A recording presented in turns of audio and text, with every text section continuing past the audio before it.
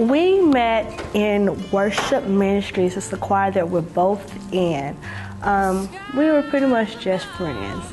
Like when we first met, he thought I was 17 years old, but I was actually 25, so it was very funny. But we went on a trip to North Carolina, and that's when he really figured out how old I was, and we just went from there, just being close friends. The night I looked at you.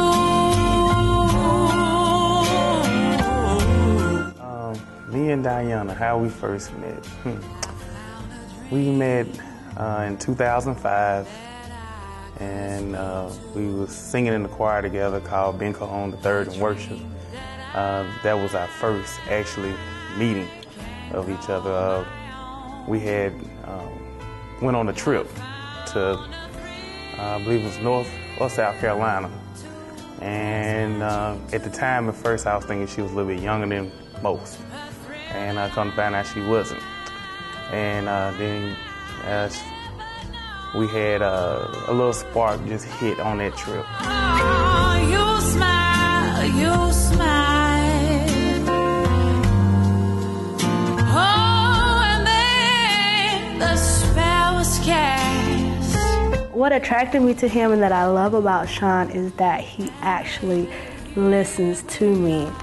And the first time, to give you an example, I was working in Chattanooga, Tennessee at a camp, and I was on the phone with Sean. It was like early in the morning, late night, and I was talking to him about what I was going to do to the kids. I was going to go and get some water guns and play a trick on them in the middle of the night, or was going to go to the store and buy a camera and then, take pictures of it and stuff like that.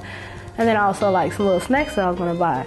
And so I got so busy throughout the week and didn't really have time to go to the store. But then I get a call that I have a package at the front office, and I open this package, and it was everything that I was telling him that I was going to go to the store and get was in that package, and I was like, okay, he actually listens to me. Dream that I can call my own. I found a thrill to press my cheek to. And my birthday, he bought front row VIP seats, tickets on the ice to Nemo on Ice for my birthday. And then he cooked dinner, and he went to Marvel's Lab and got my favorite ice cream instead of a cake. So I just like the fact that he listens. You smile, you smile. Oh, and then the spell was. I piqued a little interest trying to find out who she is and what she was about, see what kind of young lady she was, and she had any goals, aspirations, or anything of, that she having to focus. Gonna find out she had all that. And so as our relationship began as a friendship, and that's the first most important thing to me was friendship, because that way I know if she's for real or not. She wouldn't put on no front. So we friendship started going from there. We went on our first little date and went to the park and talked about 1 o'clock in the morning, and then it continued there on the phone, and we started having friendship. Just started growing and budding and getting to know each other, want to be around each other, which was a good thing. Never want to be apart or never argue, never really fussed. That's something amazing, you're gonna get into a bad argument and this is, nah, not us. Even planning a beautiful wedding, it has not really got ugly, differences, but we never really got ugly really with each other. I see trees of green, red roses too, I see them bloom. Oh, wow. Loving Diana is more than just, when they say, what is love? Love is something that continues to grow every day. And love is something that it can't just be put in words. It's in action, and it's in words, and it's something that just goes on, and it changes. And I guess that's why it's really not a definition of love, but love is more like communication. being there for each other. When you don't really want to do something, but you do it because you care for that person. And you compromise because you want things to work. You know, those things are things I see as in love, and someone that you can relate to. Because you can't relate to them, you know, you'll be going apart. Because, you know, the Bible talk about be not equally unyoked. You need to be fine with somebody that you're equally yoked with. Especially with unbelievers, people who don't believe the way you believe. You know, when you be with somebody that don't believe the way you believe, then you already start on the wrong foot. So it's important that we believe the same, that we believe in God. We believe that God is the head of our relationship, and He's the one He's the glue that keeps everything together. And she does all that. You know, Proverbs 31 talks about a virtuous woman.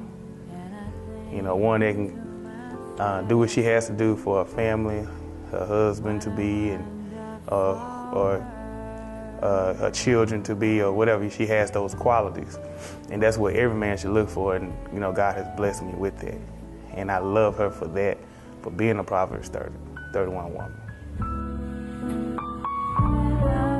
He proposed to me in Canton at Christmas on the square. We were just supposed to go up there and look at the lights or whatever. And at first I didn't want to go because I was tired. But we still decided to go up anyway. And we went there and we walked around for a minute. And we had decided to exchange gifts while we were there because I was going out of town to see my mother for Christmas. And so I gave him his gift. And then he gave me mine. But at first he was like, you have to open it one at a time. So it was several different items in the gift, and then finally he pulled out this plaque and he said, read it slowly. And I was reading it, and then by the time I got to the end, he was like, wait. And I looked down, he was on his knee. He's like, Diana Yasmin Ross, will you marry me? Sean Fitzgerald Newsom. I mean, in my mind, you know, just talking about you, Diana Yasmin Ross, reflecting on the times we walked in the parks, took you on your birthday to the Walt Disney World on Ice, because I know you love the things like that. You know, that was the first time going to that, and just enjoying your company is the most important thing. And as we continue our lives together, I want to enjoy your company. I want to be with you in God, and I want to be the priest of the home as I should be in God. And just continue to pray for me that I would do that, and that God will be always the center of our joy as we take this journey on. You know, and I love you, I care for you, and I want to always be your man and in God. And if we trust in God, things will always work out.